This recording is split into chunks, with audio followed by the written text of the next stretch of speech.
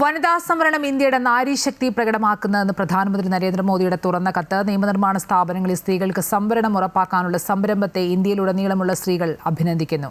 പതിറ്റാണ്ടുകളായി മുടങ്ങിക്കിടന്ന കാര്യം ദൃഢനിശ്ചയത്തിലൂടെ നടപ്പാക്കുകയാണ്. വനിതാ സംവരണ ബിൽ ഈ നൂറ്റാണ്ടിലെടുത്ത ഏറ്റവും പ്രധാനപ്പെട്ട തീരുമാനമാണെന്നും ഇതിലൂടെ ഇന്ത്യ പുതിയ ചരിത്രം രചിക്കുകയാണെന്നും നരേന്ദ്രമോദി വ്യക്തമാക്കിയിരുന്നു.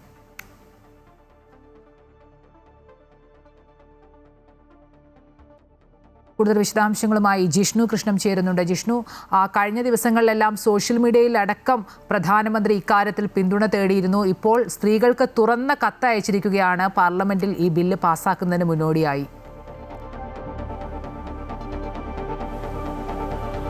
നമ്മൾ ഈ രാജ്യം മുഴുവൻ തന്നെ വനിതാ സംവരണ ബില്ല് നിലവിൽ ചർച്ച ചെയ്യുകയാണ്. പ്രധാനമന്ത്രി നരേന്ദ്രമോദി ഇന്നലെ വിഗ്യാൻ ഭവനിൽ നടന്ന ചടങ്ങിൽ നാരി ശക്തി വന്ദൻ സമ്മേളനത്തിൽ ഇത്തരത്തിൽ വനിതാ സംവരണ ബില്ലിന്റെ പ്രാധാന്യത്തെക്കുറിച്ച് വ്യക്തമാക്കിയിരുന്നു. ഇപ്പോഴൊരു തുറന്ന കത്തിലൂടെയാണ് വനിതാ സംവരണ ബില്ല് ഇന്ത്യയുടെ നാരി ശക്തി പ്രകടമാക്കുന്നതാണ് എന്ന് പ്രധാനമന്ത്രി നരേന്ദ്രമോദി വ്യക്തമാക്കിയത്. നിയമനിർമ്മാണ സഭകളിൽ വനിതകളുടെ സ്ത്രീകളുടെ പ്രാതിനിധ്യം അത് കൂടുതൽ കരുത്തോടെ രാജ്യത്തിന് മുൻപോട്ട് പോകാൻ സഹായിക്കും.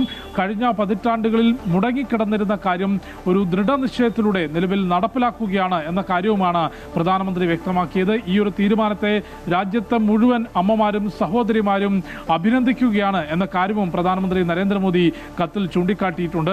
ഈ മാസം 16 മുതൽ 18 വരെ 3 ദിവസം ചേരുന്ന പാർലമെന്റിന്റെ പ്രത്യേക സമ്മേളനത്തിലായിരിക്കും നിയമസഭകളിലും ലോക്സഭയിലും 33% വനിതാ സംവരണം ഉറപ്പാക്കുന്ന വനിതാ സംവരണ ബില്ല് നാരി ശക്തി വന്ദൻ അഭിയാൻ അവതരിപ്പിച്ച് പാസാക്കാൻ സർക്കാർ തയ്യാറെടുക്കുന്നത്. അതിനുവേണ്ടി എല്ലാ എംപിമാരുടെയും പിന്തുണ നേടി പ്രധാനമന്ത്രി നരേന്ദ്രമോദി തന്നെ നേരത്തെ കത്ത് നൽകിയിരുന്നു. തുടർച്ചയായി അദ്ദേഹം ഇക്കാര്യം രാജ്യത്തിന്റെ ശ്രദ്ധയിലും എംപിമാരുടെയും രാഷ്ട്രീയ പാർട്ടികളുടെയും എല്ലാം തന്നെ ശ്രദ്ധയിൽപ്പെടുത്തുകയാണ്. അത്തരത്തിൽ നിയമസഭകളിലും ലോക്സഭയിലും 33% വനിതാ സംവരണം ഉറപ്പാക്കുന്ന ബില്ല് പാർലമെന്റ് പാസാക്കാൻ ഒരുങ്ങുകയാണ്. ഇതിന്റെ ഭാഗമായി ലോക്സഭകളുടെയും നിയമസഭകളുടെയും മണ്ഡലങ്ങളുടെ എണ്ണത്തിൽ വ്യത്യാസമുണ്ടാകും. അത് 2011 സെൻസസിന്റെ അടിസ്ഥാനത്തിൽ മണ്ഡല പുനർനിർണയം പൂർത്തിയാക്കിക്കൊണ്ട് 2029 പൊതു തെരഞ്ഞെടുപ്പോടുകൂടി രാജ്യത്ത് പൂർണ്ണമായും വനിതാ സംവരണം നടപ്പാക്കാനാണ് നിലവിൽ കേന്ദ്ര സർക്കാർ ഉദ്ദേശിക്കുന്നത്. പക്ഷേ ധൃതി പിടിച്ച് ഈ വനിതാ സംവരണത്തോട് എതിർപ്പില്ല എന്നും പക്ഷേ ധൃതി പിടിച്ച് ഈ ബില്ല് പാസ്സാക്കുന്ന രീതിയിലും ബില്ല് പാസ്സാക്കുന്ന സമയത്തിലും കടുത്ത എതിർപ്പുണ്ട് എന്നുള്ളതാണ് കോൺഗ്രസ് ഉൾപ്പെടെയുള്ള പ്രതിപക്ഷ കക്ഷികൾ വ്യക്തമാക്കിയത്. അതിനിടയിലാണ് ഇപ്പോൾ നാരി ശക്തി പ്രകടമാക്കുന്നതാണ് വനിതാ സംവരണ ബില്ല് എന്ന് പ്രധാനമന്ത്രി നരേന്ദ്രമോദി തുറന്ന കത്തിലൂടെ വ്യക്തമാക്കിയത്. അമ്പിളി.